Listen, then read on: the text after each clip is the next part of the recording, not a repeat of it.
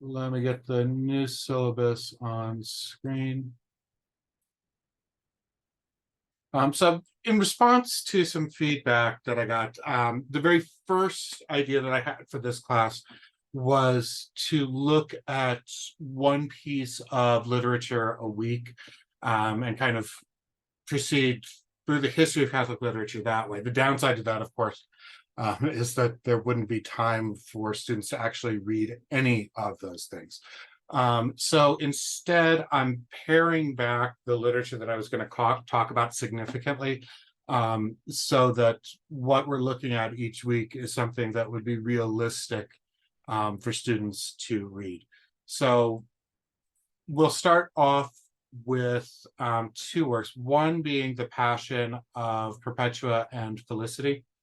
And then along with that, we're going to look at a work called The Crowns of Martyrdom. The Passion of Perpetua and Felicity is, it's a remarkable work. It's not that long. And it's actually written by Perpetua. Perpetua and her servant Felicity were arrested in about AD 200. And she records her time in jail, arrested for being Christian during one of the persecutions. And she keeps, there's no modern genre that would define exactly what it is that she keeps a record of. But it's her account of her time in jail. And then someone took this later on and added the account of her actual death to it. So at 8200, it's one of the oldest works that we have. It's one of by far the oldest autobiographical accounts that we have. And it's good to start there because the account of martyrdom in a beginning is the beginning of Catholic literature. And so I'm pairing that up with another work that's called Crowns by Prudentius. Prudentius is writing in about the 4th century. He's one of those early Christian authors that we have his works, we know very little about him biographically. And he's one of the very first authors to try to create genuine Catholic literature, because up to that point, everything that existed as literature was pagan. For quite a while, the question of could there be something that would be both literature and acceptable to a Christian audience. And Prudentius does this, and he writes series of poems on classical styles, but on Christian themes. And the Peristephanon is the title that he gives it in Greek, which is the Crowns of the Martyrs. It's a collection of poems that he's written about different early Christian martyrs. Most of the accounts involve him traveling to an actual pilgrimage site, hearing the story of the martyr's life and death from someone at the site, and that ends up becoming the bulk of the poem itself. So that's going to be our first week, is just a grounding in Catholic literature through martyrdom. And then with Prudentius, the next week we're going to look at the Psychomachia, the Psychomachia, which is one of those works that, unless you are in grad school for something that involves Latin or literature, you've probably never even heard of. It was wildly popular. Something like 200 manuscripts of it survived from the Middle Ages, which is just a tremendous number. In the Psychomachia, Prudentius creates the allegorical battle within us all. It's a story of vices and virtues within the individual mind, within the individual soul. Psyche, the Greek psyche, could translate as both mind and soul. And so the concept of armed struggle, the concept of martyrdom in a world in which there are no more martyrs because Christianity has been legalized, Prudentius takes some of those ideas and he turns it into the battle within all of our hearts of virtue versus vice, of good versus evil. And this is an incredibly influential work. of Catholic literature, it's by far the most influential on basic medieval and Renaissance ideas of how to present a Catholic story. After that, we'll take a look at Beowulf for 2 weeks. And the idea here is that we've kind of completed this arc where we have the real story of Perpetua, the literature of martyrdom that's in the account of the Crowns of Martyrs by Prudentius, the allegorical battle within the mind of Psychomachia. And then with Beowulf, we come back to a world in which there's real battle going on. And it's real battle of the Christianized war. Beowulf is written by an author who's Christian to an audience that's Christian, trying to tell the tales of the olden days. And the olden days in which Beowulf is set is when his people had just recently been Christianized, or just recently been converted. So the Christianity that's present in Beowulf is very particular. So we'll spend 2 weeks looking at that, and then continuing on with the Christianized warrior, now the full Christian warrior that we have in this work, Sir Gawain and the Green Knight. Which is, it's just delightful literature, but we go from beyond the realm of the epic that is Beowulf into the medieval romance, which just has a completely different set of sort of expectations and rules of literature. And for both of these, I'm going to suggest and use in class the translation of J.R.R. Tolkien. Tolkien, beyond writing The Lord of the Rings, The Hobbit, The Silmarillion, in his day job, Tolkien was a professor of linguistics and literature, I think is what we would call it today. He saw himself above all as a philologist, and he had just a great love of story. Beowulf was one of his favorites, and he, more than anybody, made the study of Beowulf as literature something that was acceptable. Before Tolkien, when Beowulf was studied, it was studied almost in a historical sense, trying to look at the historical events, the peoples that are mentioned in the poems, and looking at little odd bits of trivia. But Tolkien made Beowulf something that could be appreciated as great literature on its own. And he also wrote an essay on Beowulf about why it is good literature, and then something else about translating it. So for the whole syllabus that we have here, we're going to end the year, we'll end the year with T.S. Eliot's Four Quartets, which in my mind is just the best piece of poetry out of the 20th century. But our Easter time lessons will be Tolkien and The Lord of the Rings. And so since Tolkien is on the list, I'm going to use Tolkien's take on Beowulf and Sir Gawain and the Green Knight, which is one of his other favorite works. Okay. I've gone ahead and created a list, and I'll put this up on the screen. Yeah, there we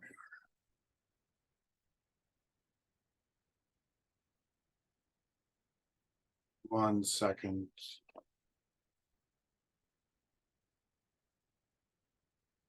Trying to switch in between screen shares. Please be patient with me.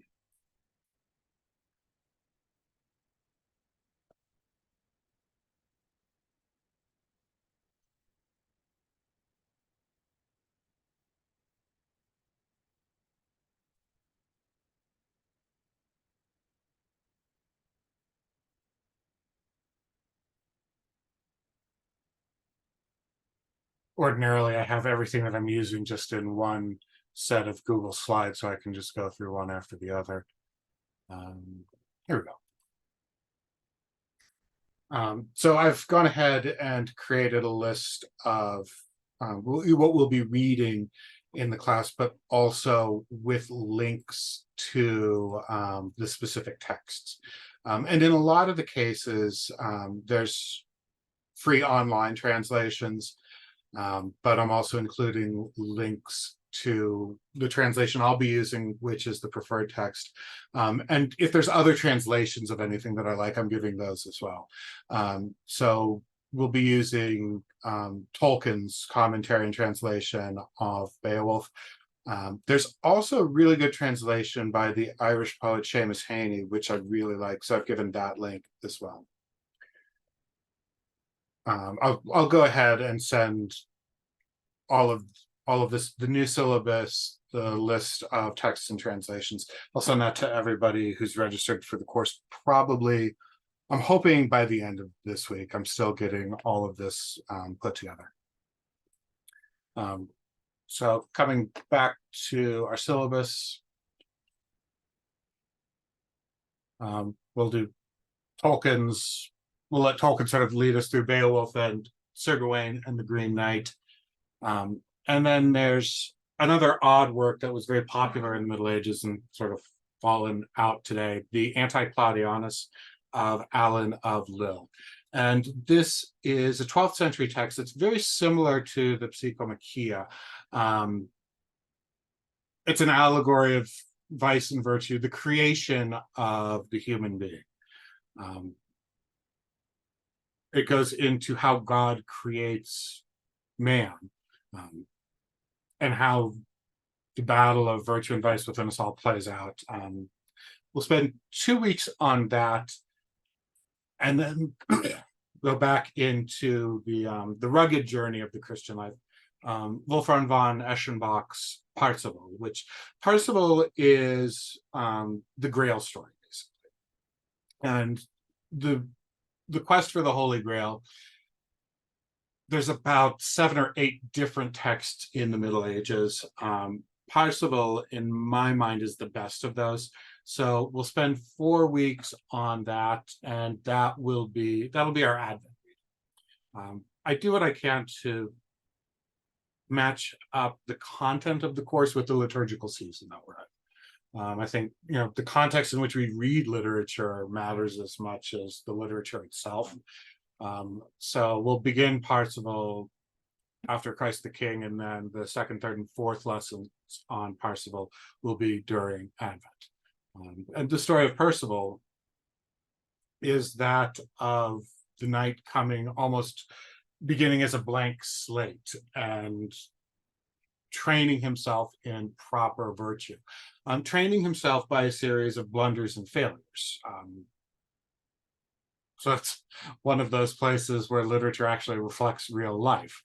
We don't have flawless heroes like Beowulf that are just born full of courage. In Parzival, we have a very flawed hero who learns through his mistakes, but succeeds. Then after we come back from Christmas break, 4 classes on medieval Italian literature, 2 on Petrarch's scattered poems. The Rime Sparse is the Italian title for them. The entire work is a collection of 366 poems, most of them sonnets, but also some different forms. And in this, Petrarch recounts a story of the struggle within himself.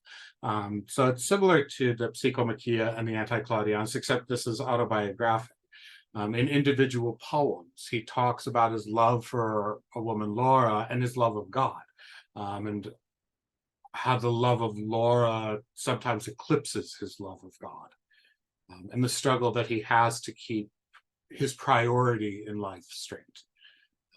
So 2 lessons on that, and then Boccaccio and the Decameron. The Decameron is a fascinating book. A lot of it, the Catholic imagination in the Decameron is phenomenal. There's some stories that are off color. There's some stories that paint church leaders in a bad light. But it fundamentally is a Catholic outlook. Boccaccio is writing right after the Black Death in Florence. And the Decameron is a collection of short stories. Sort of the frame of it all is that you have 10 Florentine aristocrats who are living through the plague and decide to head off to one of their country villas to try to avoid all of the death and misery. And while they're out in that countryside villa, to pass the time during the day, each one of them tells a story. And so each of the 10 tells a story for 10 consecutive days, and the Decameron is then 100 short stories that are all put together. The Decameron and Petrarch's scattered poems have some similarities in that each individual element of it is a standalone work. All of the short stories of the Decameron function perfectly well without the rest of it. All of the individual poems that Petrarch writes function perfectly well without the rest of the poems. But read as a whole, they end up being they are part of a organic whole. And Boccaccio is basically telling stories about humanity rediscovering its own humanity in the wake of tragedy. As these 10 people are surviving probably the worst event in European history, how do they recover humanity in that? And then the last lesson before Lent will be T.S. Eliot's Murder in the Cathedral, a modern work, but on a medieval work, a medieval story that of the martyrdom of Thomas Becket, the Archbishop of Canterbury. Then we'll move ahead to Lent, and in Lent, delightfully, we have 5 lessons which fit perfectly for the Consolation of Philosophy, which is one of my absolute favorite works. Boethius, its author, has been described as the last of the Romans. He was a court official for Theodoric the Great, Theodoric the Ostrogoth. He ends up being a Roman when the Roman Empire is now in the hands of a Gothic king who's doing his best to rule like a Roman, but very clearly classical culture is falling apart. And Boethius was very well aware of that. Boethius's literary output is some attempt to hold on to that classical world that he sees slipping away. Boethius himself had been very close to Theodoric. He had some role in Theodoric's court, and then he was accused of treason, which he very well may have been guilty of. There definitely was a conspiracy against Theodoric. If Boethius played any part, it's impossible to know now. But he was sentenced to death, and while he was in jail, he writes this work, The Consolation of Philosophy. The false hopes of the world and the ultimate good.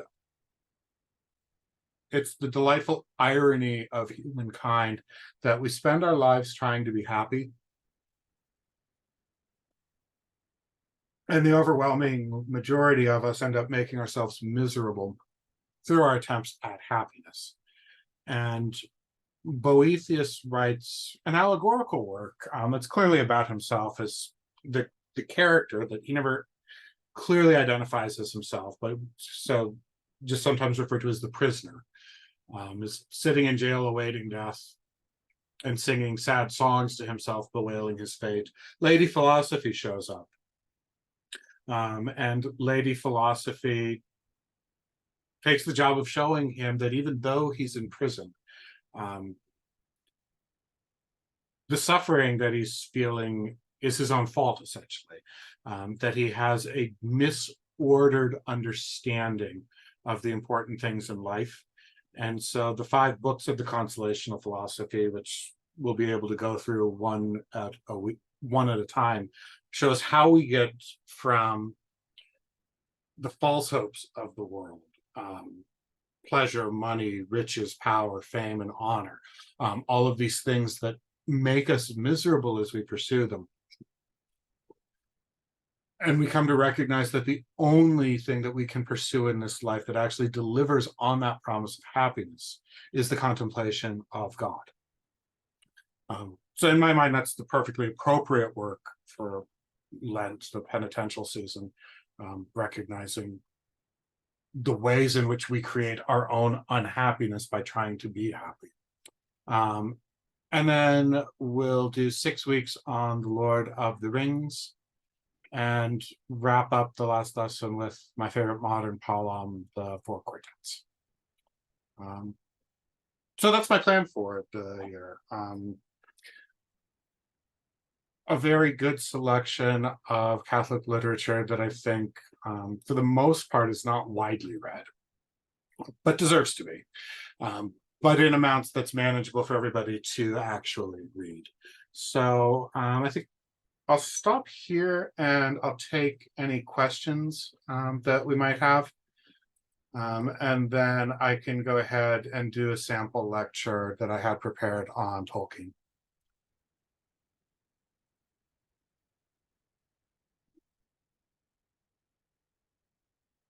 And if you have any questions, feel free to just turn on your microphone and blurt them out, or type them up in chat.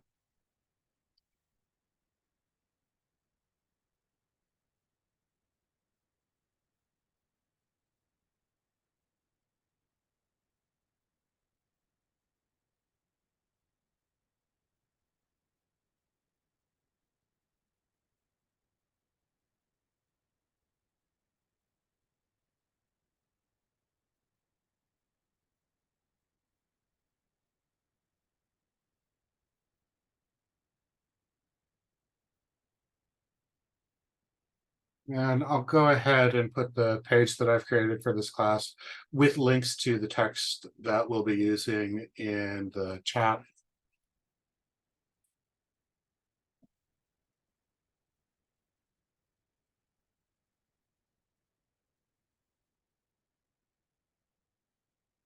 And then I'll be putting more and more material on this site, just background information, extra reading that for anyone who's interested that can help make better sense of it.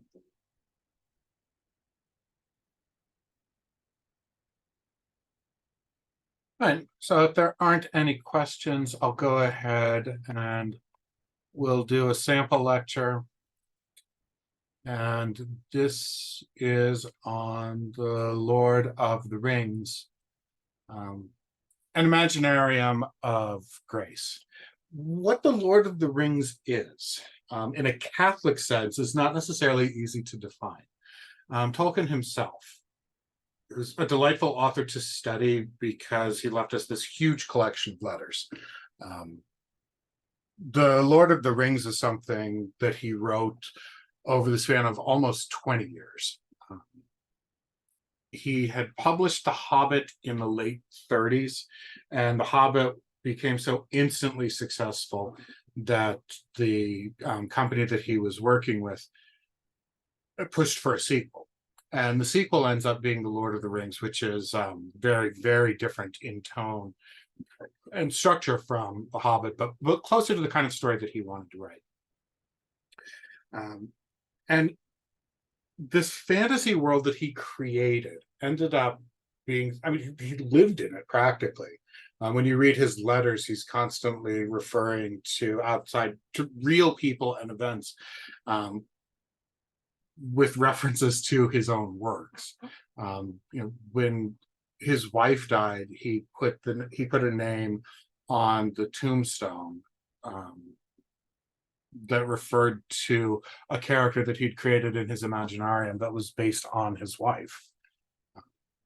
So in one of his letters, Tolkien had described The Lord of the Rings as fundamentally a Catholic work, unconsciously at first, but consciously in the revision. But of course, the fantasy world of The Lord of the Rings makes no mention, certainly no mention of Christ, not even a mention of God. How do you have a Catholic work that occurs in a completely non-Catholic imagined universe? And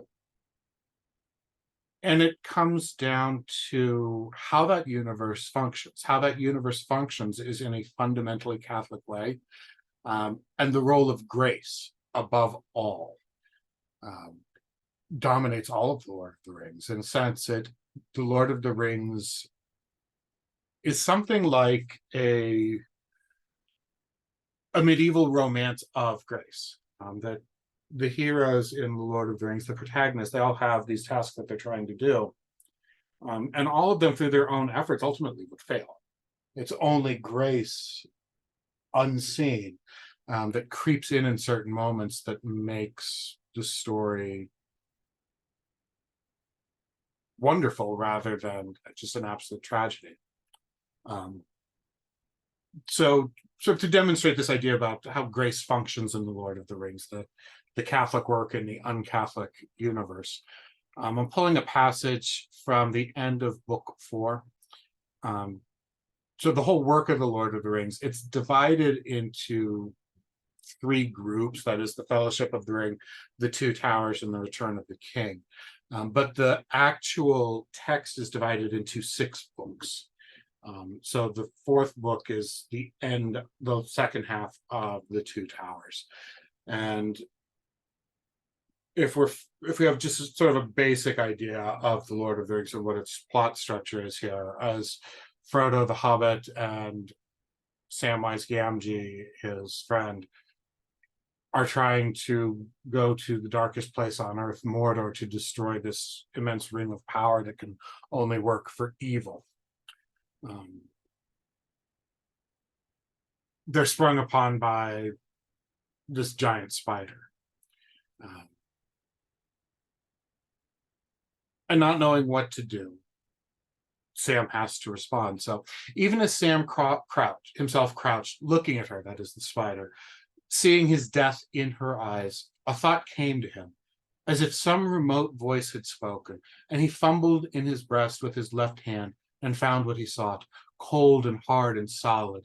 It seemed to his touch in a phantom world of horror, the phial of Galadriel, a gift he'd been given from an elf 2 books earlier that comes out in this moment. Galadriel, he said faintly. And then he heard voices far off but clear, the crying of the elves as they walked under the stars in the beloved shadows of the Shire, and the music of the elves as it came through his sleep in the hall of fire in the house of Elrond. Gilthonia la Elbereth.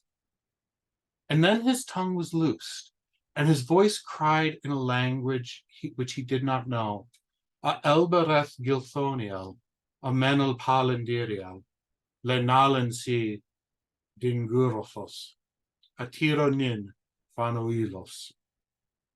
And with that he staggered to his feet, and was Samwise the Hobbit, Hamfast's son, again.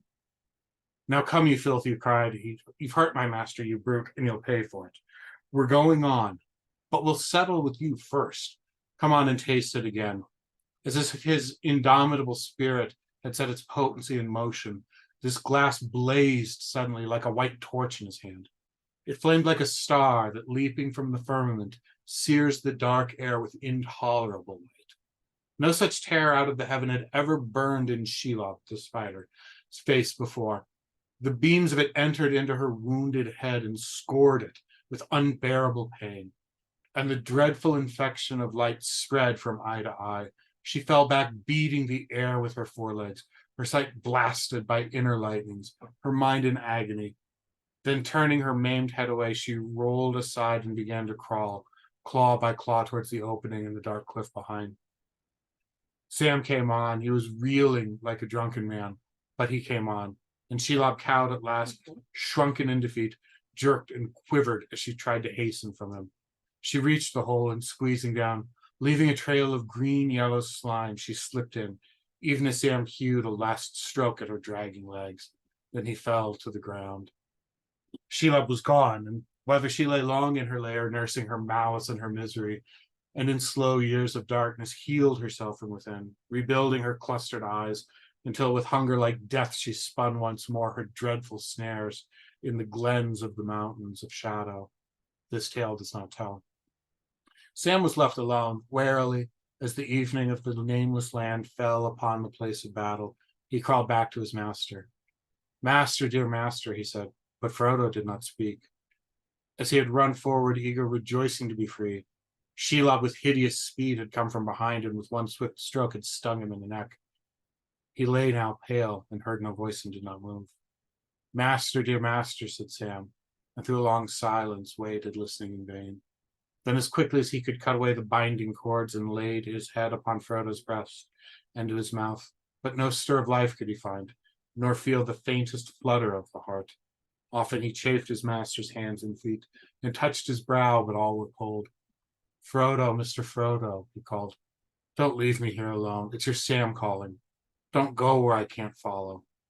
Wake up, Mr. Frodo. Oh, wake up, my dear, wake up. So what we have in this passage, a couple of things that are worth looking at. As Sam is beset by this ancient primordial evil, as he's fighting with him, he ends up speaking in tongues. And then his tongue was loosed and his voice cried out in a language which he did not know. And he says, what is this prayer? A prayer that the elves sang. Within the Imaginarium, the world that Tolkien created, this fantasy world, the elves have some connection with the divine, these spirits that would be the equivalent of angels. The elves were familiar with them. The men, the humans are not. There's no connection with them. But Sam, in this moment, with this voice that he does not know where from, ends up singing this elvish prayer. And Tolkien, being the incredible nerd that he was, and I mean that in the greatest way, with incredible respect for the intellectual devotion he has, he ended up creating languages for Lord of the Rings. And so he penned an entire prayer that he imagined his elves having to this angelic figure, Elbereth. And in another place, he gives the full prayer that Sam only sings part of here.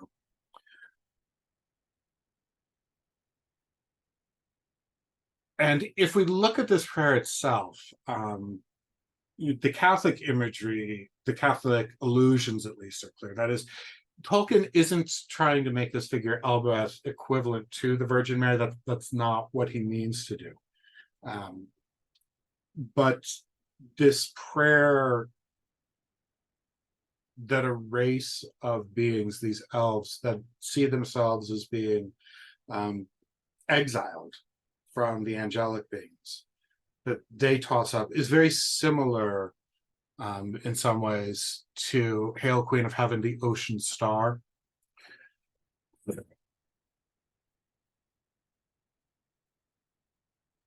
And I won't read over the whole thing. And that prayer itself goes back in similarity to a medieval Marian hymn, Ave Maris Stella. Ave Maris Stella Dei Mater Alma, atque semper Virgo, Felix Celi Porta. Hail, Star of the Sea, nurturing Mother of God, and ever Virgin, happy Gate of Heaven. I'll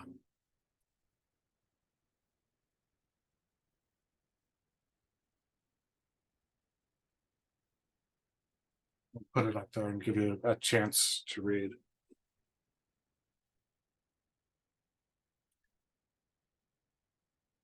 What Tolkien is doing is he's not making a simple allegory. If we're to compare his work to C.S. Lewis's, the allegory in C.S. Lewis is pretty obvious, and for me, it always just felt kind of heavy-handed. Tolkien does not see himself as doing allegory at all. He sees himself as writing an outstanding story. We'll come again in a second to how Tolkien understood the allegory itself, that he didn't intend within The Lord of the Rings. One character doesn't stand in for another. However, the functionings of the Catholic universe, the notion of grace, the sacramental worldview, in which the physical world in some way reflects the spiritual world. All of that is very present within The Lord of the Rings, as is the central notion that we are dependent upon grace. We're dependent upon God's grace for protection from evil. The limits of individual human works without grace. All of these concepts are central to the Lord of the Rings, and we'll discuss those as we go throughout it. I continued the passage that we were reading beyond just the prayer that Sam sings without knowing, into him coming back to Frodo and seeing his master dead. And this brings us to this term that Tolkien coined to describe literature, a eucatastrophe. Use the Greek prefix meaning good. So you take the catastrophe in which everything falls apart, and the eucatastrophe is a special kind in which it looks as though everything is destroyed. But somehow, through grace, the destruction turns out happily. One of his great letters to Christopher Tolkien. Christopher Tolkien was his youngest son. It was very sickly as a child, and Christopher ends up being the literary executor of Tolkien, and probably of Tolkien's sons, the one that took the most interest in his work and offered the most feedback on drafts as J.R.R. was writing. During World War II, Christopher Tolkien was in the Royal Air Force, and he was stationed in South Africa. Tolkien himself was born in South Africa. The family was British, but the father had gone to South Africa to run a bank. And so there's something of, Christopher Tolkien going back to his father's homeland that appears again and again in the letters. But try to focus on what I was talking about here, the eucatastrophe. As Tolkien is writing to his son Christopher, he ends up telling this story about a sermon that he heard.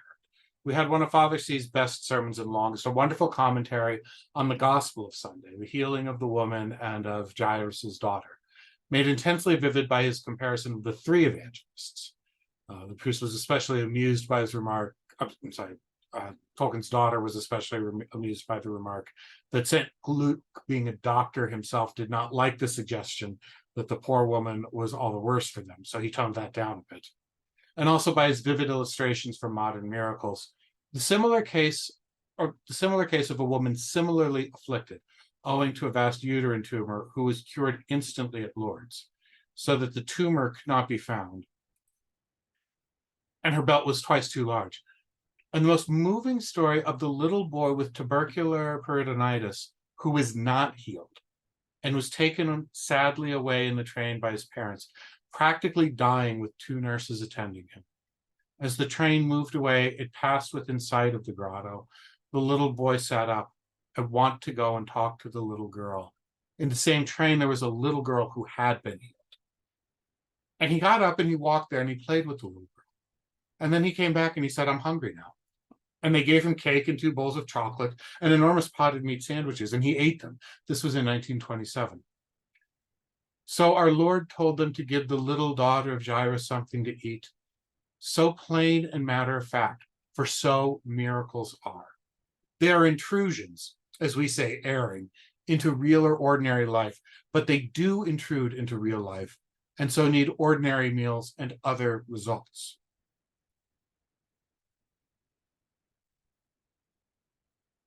But the story of the little boy, which is fully attested fact, of course, with its apparent sad ending, and then its sudden unhoped for happy ending, I was deeply moved and had that particular emotion we all have, though not quite often. So Tolkien's thinking about this story in which, this boy's taken to Lourdes. The parents are hoping for a miracle, and the miracle doesn't happen. And we have to imagine how tragic that train ride is back, that this is the last option the family thought they had. And the son has not been cured. And it appears that this is going to have a tragic ending. And then the casualness of the miracle. The boy simply wants to go talk to a girl who had been cured and is healed. And so in this story, where we would have expected the happy ending, that doesn't happen, it leaves us even more so with a sense of darkness and abandonment.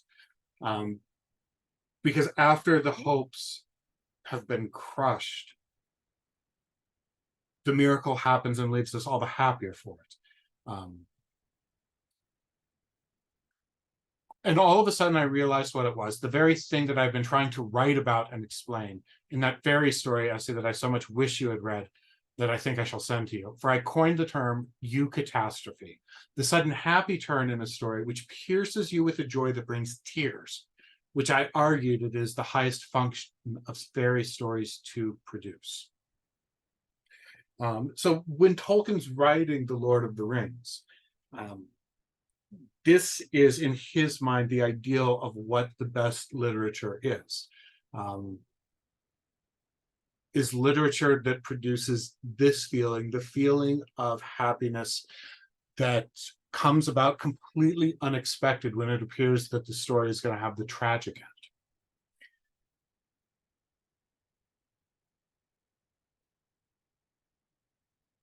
And I concluded by saying that the resurrection was the greatest eucatastrophe possible in the greatest fairy story, and produces that essential emotion, Christian joy, which produces tears, because it is qualitatively so like sorrow, because it comes from those places where joy and sorrow are at one, reconciled, as selfishness and altruism are lost in love.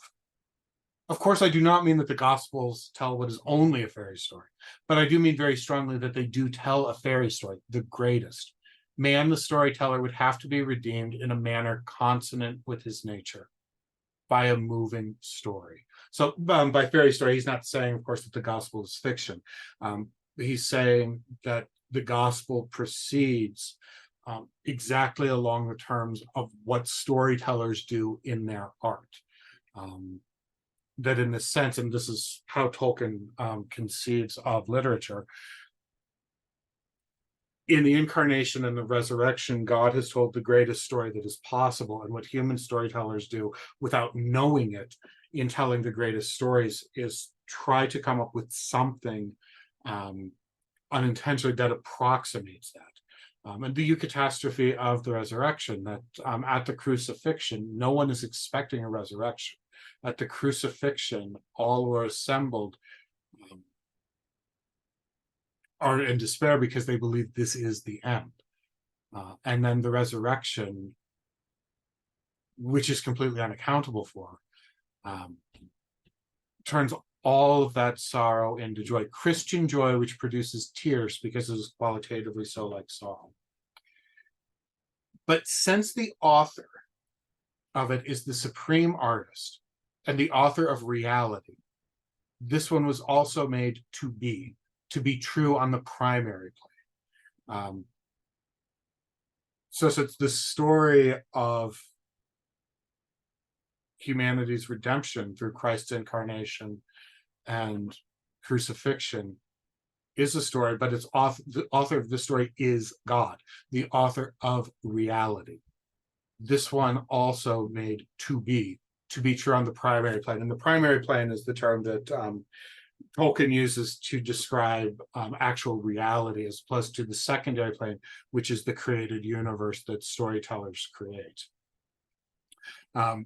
It's just a wonderful reflection that helps us understand what Tolkien is trying to do in the work. And he concludes by going back to the first story that he publishes. I knew I had written a story of worth in The Hobbit when reading it. After it was old enough to be detached from me, I had suddenly, in a fairly strong measure, the eucatastrophic emotion at Bilbo's exclamation, the eagles are coming. And in the last chapter of The Ring that I have yet written, I hope you'll note, when you receive it, that Frodo's face goes livid and convinces Sam that he's dead, just when Sam gives up hope. So the passage that we've read, it turns out that Frodo is not dead. He's been stung and basically knocked unconscious, but still alive. But Sam doesn't know this. So for Sam, that eucatastrophic feeling occurs, and for the reader as well. because for the reader, it appears that the only person who could destroy the ring is now dead. How is this possibly going to work? And when Sam abandons hope, it's the abandonment of hope that is required for that eucatastrophic emotion. And so then, with Tolkien's understanding in place, we'll go ahead to the great eucatastrophe of the Lord of the Rings, because there's minor ones throughout, including Frodo's supposed death. But when Frodo actually walks into Mount Doom to destroy them.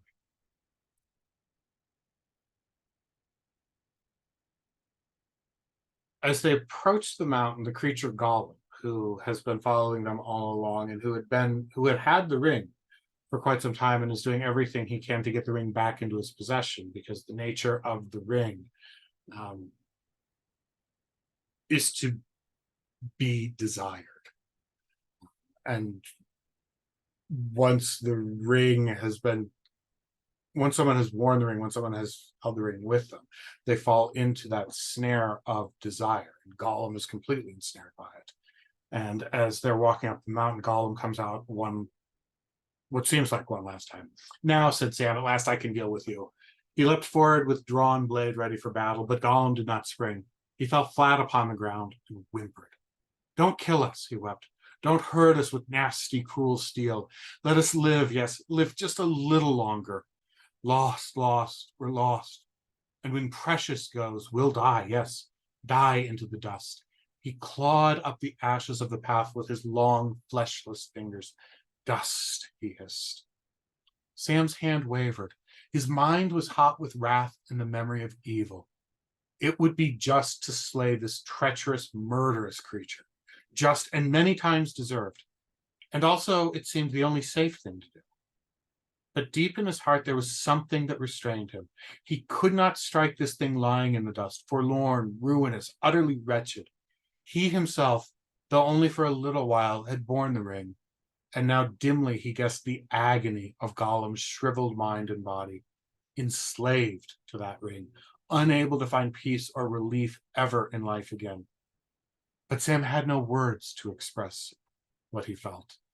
So Sam, in this moment, allows Gollum to go on his way rather than killing him, as would have been both just and logical, the only safe thing to do, since it's been clear at this point that Gollum would be willing to kill either of them in order to get the ring. Mercy comes into Sam's heart in a way that he can't understand or put words to. And then skipping ahead a little bit, we get to the point in which Frodo is actually in the mountain and ready to throw the ring into the volcanic lava below that can destroy it. The light sprang up again, and there on the brink of the chasm, at the very crack of doom, stood Frodo, black against the glare, tense, erect, but still as if he had been turned to stone. "Master," cried Sam. Then Frodo stirred and spoke with a clear voice. Indeed, with a voice clearer and more powerful than Sam had ever heard him use, and it rose above the throb and turmoil of Mount Doom, ringing in the roof and walls. "I have come," he said, "but I do not choose now to do what I came to do. I will not do this deed. The ring is mine." And suddenly, as he set it on his finger, he vanished from Sam's sight. Sam gasped, but he had no chance to cry out, for at that moment many things happened. And so we have the expectation of disaster that we've read 1,000 pages to come to this point, and at the last moment, Frodo is corrupted by the evil of the ring and cannot destroy it. Something struck Sam violently in the back. His legs were knocked out from under him, and he was flung aside, striking his head against the stony floor, as a dark shape sprang over him. He lay still, and for a moment all went black.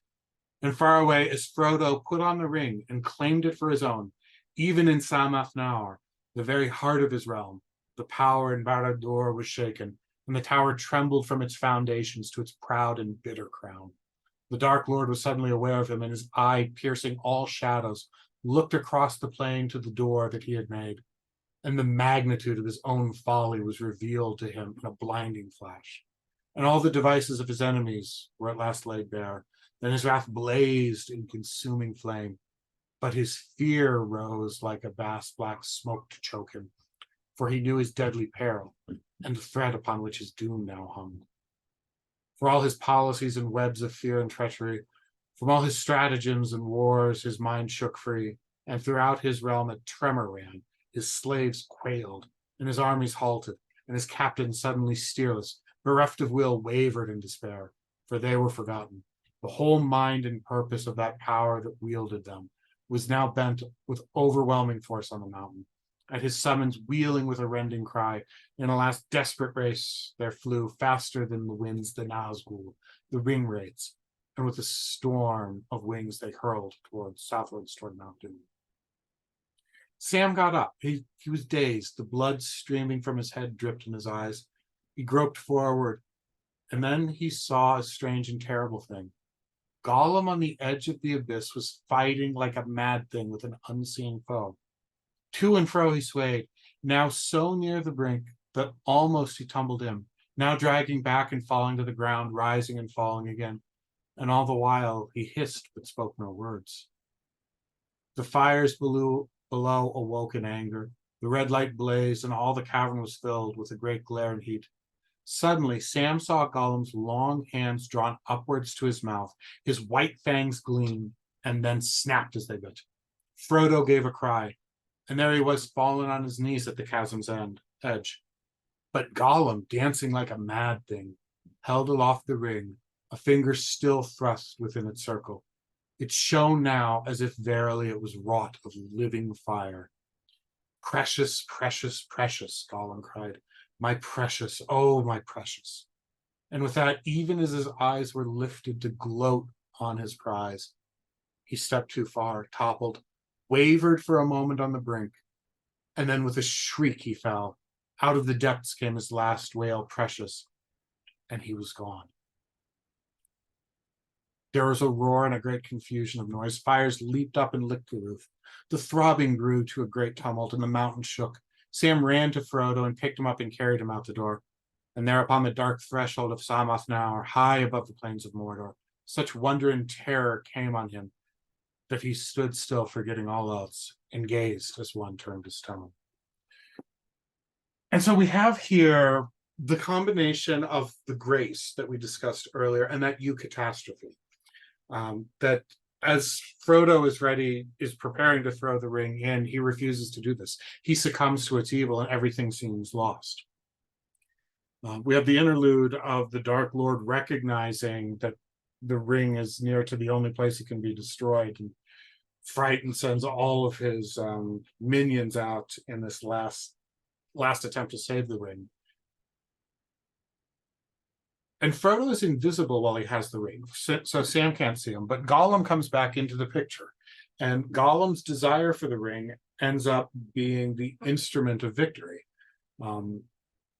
That recognizing that Frodo is invisible with the ring on, Gollum is able to track down the invisible body and bites the finger off so that he can have the ring. And dancing in his joy, overcome by this wicked desire, he falls into the pit, into the lava, and all is destroyed. So what looked to be a moment of absolute disaster ends up working out for the better, that the ring is destroyed, the power of the Dark Lord is destroyed. Sam and Frodo are actually successful. But why are they successful? Not through undertaking of their own. On his own, Frodo would have been unable to complete this. When facing the reality of evil itself, evil with a capital E, no character has the strength of will to survive. It is only through grace. And the grace here is the good work done by both Frodo and Sam. We read where Sam had the opportunity to kill Gollum and chose not to, out of some pity that he himself can't understand. Earlier in book 4, Frodo had the opportunity to kill Gollum, and it seemed like it would have been the proper thing to do then as well. But some sense of mercy, of pity, moves him so that he doesn't. And so even though Gollum is undeserving of their pity, undeserving of their mercy. Their act of mercy, their act of love ends up being what saves this entire world from evil. This momentary grace that comes in and uses a creature such as Gollum, and the pity that is given to one who is wretched and utterly undeserving of pity, is the pity through which, in Tolkien's Imaginarium, grace enters the world and saves the world. So I think we'll go ahead and stop there. I could go on, but I think this seems to be a bit of an appropriate stopping point to see, at this point, are there any questions about the course or what to expect?